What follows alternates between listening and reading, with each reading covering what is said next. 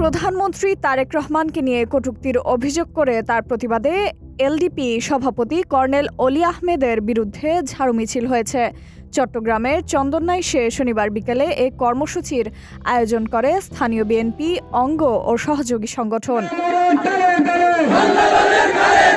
বিক্ষোভ মিছিলে ঝাড়ু হাতে দেখা যায় বিএনপির নেতাকর্মীদের। তারা জামাত শিবিরের গদিতে আগুন জ্বালো একসাথে, জিয়ার সৈনিক এক হও, তারেক জিয়ার ঘাঁটি, চন্দনাইশের মাটি, জসিম ভাই সহ বিভিন্ন ধরনের স্লোগান দেন। মিছিলে বিএনপির বিভিন্ন পর্যায়ের শতাধিক নেতাকর্মী অংশ নেন। মিছিল পরবর্তী বিক্ষোভ সমাবেশে স্থানীয় বিএনপির এক নেতা বলেন, কর্নেল অলি এখন পরাজিত হয়ে পাগল হয়ে গেছেন। বয়সের ভারে তিনি এলোমেলো কথা বলছেন।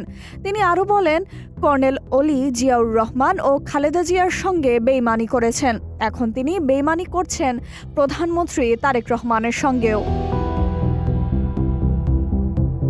বিক্ষোভ সমাবেশের ব্যানারে অভিযোগ করা হয়, কর্নেল অলি আহমেদ ১/১১ কুশীলব ও গণতন্ত্রের বিরুদ্ধে ষড়যন্ত্রকারী। এছাড়া এলডিপি সভাপতির বিরুদ্ধে মুক্তিযুদ্ধের ইতিহাস বিকৃতির অভিযোগও আনা হয়।